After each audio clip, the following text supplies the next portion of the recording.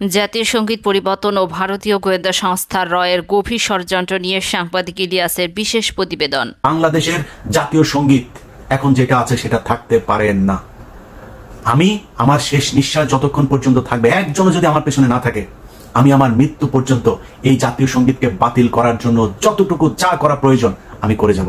বাংলাদেশের মানুষের বিরুদ্ধে লেখা কোনো সঙ্গীত, চুরি করে আনা কোনো সঙ্গীত, কোনো পতিতা ব্যবসায়ের কোনো সঙ্গীত, কোনো চোরের কোনো লেখা সঙ্গীত বাংলাদেশের জাতীয় সঙ্গীত হইতে পারে না। যে তোমার তরে ঠেকায় মাথা, মুসলমান মাথা এক জায়গায় ঠেকায়, মুসলমান মাথা শুধু একটা জায়গায় ঠেকায়, সব জায়গায় ঠেকায় না। 72 ঘন্টার ভেতরে হাসিনাকে ভারত ত্যাগের নির্দেশ দিল মার্কিন যুক্তরাষ্ট্র। ভারতের বিরুদ্ধে অর্থনৈতিক নিষেধাজ্ঞা সহ একাধিক পদক্ষেপ নিচ্ছে। এবং সর্বশেষ জানাবো, দিল্লির নিজামুদ্দিন আউলিয়ার মাজারে দেখা মিলল শামীম ওসমানের। এতক্ষণ শুনছিলেন সংবাদ শিরোনাম, এখন থাকছে বিস্তারিত। কিন্তু সেই ইতিহাস এখন আর কেউ পড়ে না। 1971-এর পর বদলে যায় সবকিছু। চরম মুসলিম বিদ্বেষী রবীন্দ্রনাথ এখন আমাদের প্রাণের কবি। দুর্গাকে উদ্দেশ্য করে যার লেখা কবিতাটাই এখন আমাদের জাতীয় সঙ্গীত। হিন্দুদের মা দুর্গাকে নিয়ে লেখা যে কীর্তনকে আমরা জাতীয় সঙ্গীত হিসাবে গেয়ে থাকি, সেটার মূল গান 25 লাইনের। 1905 সালে লেখা একটি গানকে হাস্যকরভাবে 1971 সালে স্বাধীন হওয়া একটি দেশের জাতীয় সঙ্গীতের স্বীকৃতি দেওয়া হয়। উইকিপিডিয়ার তথ্য অনুযায়ী যে গানের সুর আবার চুরি করা হয়েছিল গগন হরকরা নামের এক লোকসঙ্গীতের শিল্পীর গাওয়া গান থেকে। সেটা তো সমস্যা নেই, মূল সমস্যা হলো হিন্দুদের মা দুর্গাকে নিয়ে লেখা গানের বিশেষ যে কয়টি লাইন বাদ দেওয়া হয়েছে, সে লাইনগুলো পড়লেই সবার কাছে পরিষ্কার হয়ে যাবে এটা আসলে বাংলাদেশের জাতীয় সঙ্গীত নাকি আমাদেরকে দিয়ে কৌশলে মূর্তির গুণগান করানো হচ্ছে। দ্বারকানাথ ঠাকুর ছিলেন ট্রেভর প্লাউডের 150 টাকা মাইনের একজন সামান্য চাকর। আর এই সূত্র ধরে ইংরেজ সাহেবদের সাথে পরিচয়ের সুযোগ হয়েছিল রবীন্দ্রনাথের দাদা দ্বারকানাথ ঠাকুরের।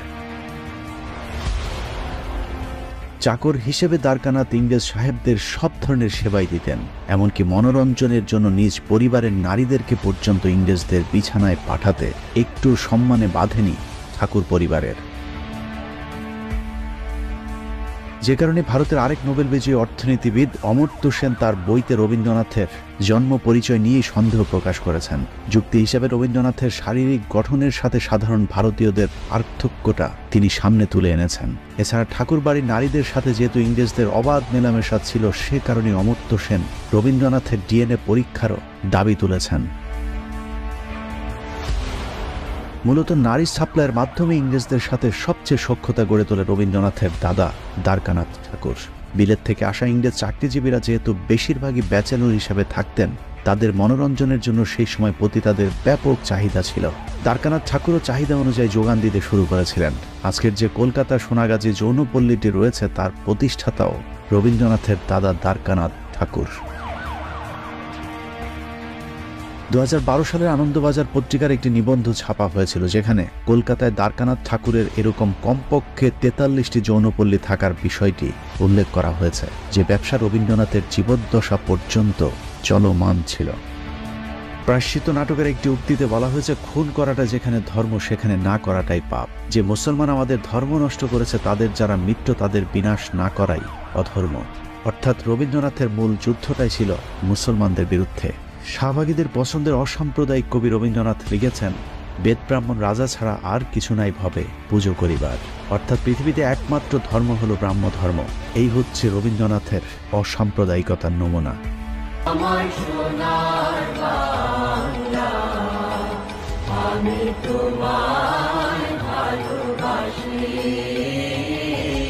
বাংলাদেশের জাতীয় সঙ্গীত আমার সোনার বাংলা গানের সুর রবীন্দ্রনাথ চুরি করেছিলেন তার বন্ধু গগন হরকরার আমি কোথায় পাবো তারে গান থেকে।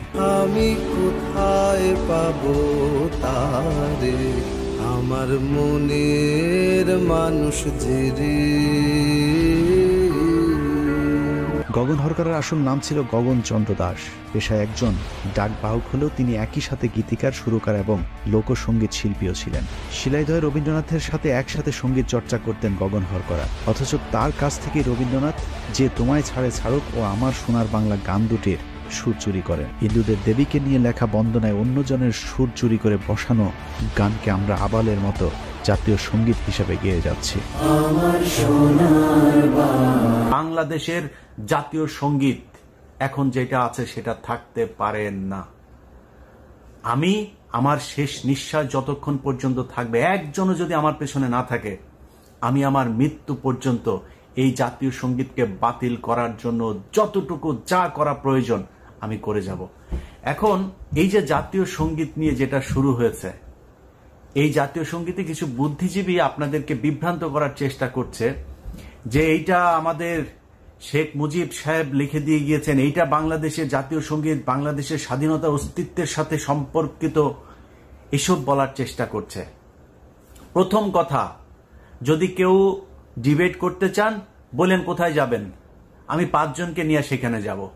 কে কোথায়, কোন জায়গায়, কোন ওপেন মার্কেটে কোথায় চ্যালেঞ্জ করতে চান, আমি আপনাদের চ্যালেঞ্জ অ্যাকসেপ্ট করতে রাজি।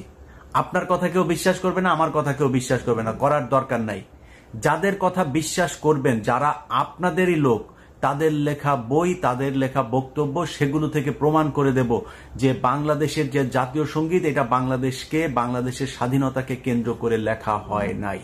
আজ থেকে কোথাও কোনো জাতীয় সঙ্গীত যেখানে বাজানো হোক সেখানে গিয়ে বাধা দেবেন, এবং কোনো শিক্ষা প্রতিষ্ঠান, কোনো জায়গায় বাংলাদেশের এই যে কথিত যে জাতীয় সঙ্গীত, এটা পাঠ করা যাবে না।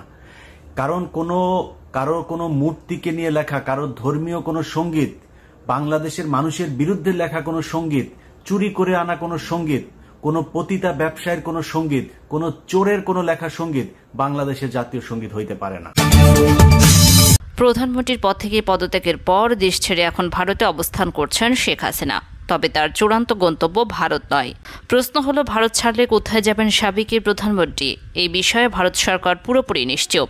শেখ হাসিনার পরবর্তী পরিকল্পনা নিয়ে কিছুই জানানো হয়নি। তবে বিভিন্ন সংবাদ মাধ্যম খবর প্রকাশ করছে শেখ হাসিনা যুক্তরাজ্যে আশ্রয় চাওয়ার পরিকল্পনায় করেছেন। তবে এটা নিয়েও এখনো পর্যন্ত নিশ্চিতভাবে কিছুই জানা যায়নি। জানা যায় শেখ হাসিনা এখনও অন্তত 4টি দেশে যাওয়ার চেষ্টা করছেন।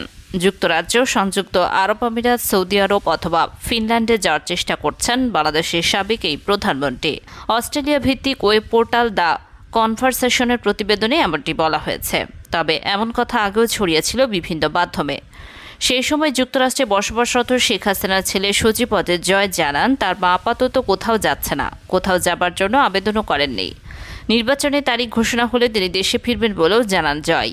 ওই প্রতিবেদনে উঠে এসেছে, ভারত শেখ হাসিনাকে রাজনৈতিক আশ্রয় দিলে ফেরত পাঠানোর সমীকরণটা কেমন হবে। প্রতিবেদনে বলা হয়, ভারত যদি শেখ হাসিনাকে রাজনৈতিক আশ্রয় প্রার্থীর মর্যাদা দেয়, সেক্ষেত্রে হাসিনাকে ফেরানো কঠিন হবে। তার কারণ, কোনো রাজনৈতিক আশ্রয় প্রার্থীকে ফিরিয়ে দেওয়ার জন্য ভারতের কাছে বাধ্যবাধকতা থাকবে না। তবে ঢাকা দিল্লির মধ্যকার নতুন সম্পর্ক জোরদার করতে হাসিনা ইস্যু ভারতের জন্য অস্বস্তি হয়ে দাঁড়িয়েছে। এদিকে ভারতীয় সংবাদ সংস্থা পিটিআইয়ের সঙ্গে এক সাক্ষাৎকারে শেখ হাসিনাকে ভারত থেকে ফিরিয়ে বিচারের মুখোমুখি করার কথা জানিয়েছেন অন্তর্বর্তীকালীন সরকারের প্রধান উপদেষ্টা ডক্টর মোহাম্মদ ইউনূস। শেখ হাসিনার ভাগ্নি টিউলিপ সিদ্দিক বর্তমানে যুক্তরাজ্যে ক্ষমতাসীন দল লেবার পার্টির এমপি। টিউলিপ যুক্তরাজ্য সরকারের সিটি মিনিস্টারের দায়িত্বে রয়েছেন। তিনি শেখ রেহানার মেয়ে। শেখ হাসিনার মেয়ে সাইবা ওয়াজেদ পুতুল কর্মসূত্রে দিল্লিতে বসবাস করেন। পাশাপাশি রাজনৈতিকভাবে আওয়ামী লীগের ভবিষ্যৎ আপাতত অন্ধকার, এটাও বোঝা যাচ্ছে দিব্যি।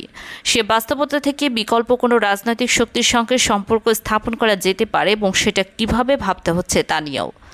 বাংলাদেশে ক্ষমতার পালাবদলের পর সে দেশের জামাত বা হেফাজত ইসলামের মতো ইসলামী শক্তিগুলোর দাপট ও রমরমা ভারতের জন্য একটি উদ্বেগের কারণ হয়ে উঠেছে।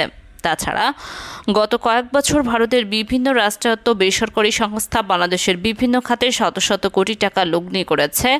এই সংকটের মুহূর্তে সেই বিনিয়োগ কিভাবে আর কতটা রক্ষা করা সম্ভব, সেটাও ভারতের আর একটি বড় দুশ্চিন্তা।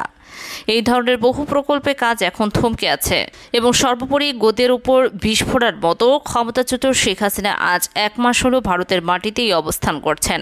কর্মকর্তারাই এখন একান্তে স্বীকার করছেন, নানা কারণে ভারত তাকে না পারছে গিলতে, না পারছে উগরাতে।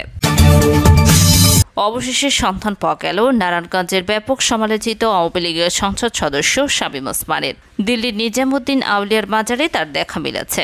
ছাত্র জনতার আন্দোলনে গত 5 আগস্ট পদত্যাগ করে দেশ ছেড়ে পালিয়েছেন সাবেক প্রধানমন্ত্রী শেখ হাসিনা। এরপর থেকে গা ঢাকা দিয়ে আওয়ামী লীগের মন্ত্রী, এমপি সহ প্রভাবশালী নেতারা, তাদের কাউকেই প্রকাশ্যে দেখা যায়নি।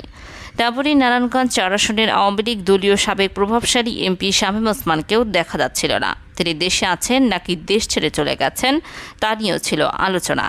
এরই মধ্যে দেখা পাওয়া গেল শামীম ওসমানের। তবে তিনি দেশে নন, ভারতের দিল্লিতে আছেন।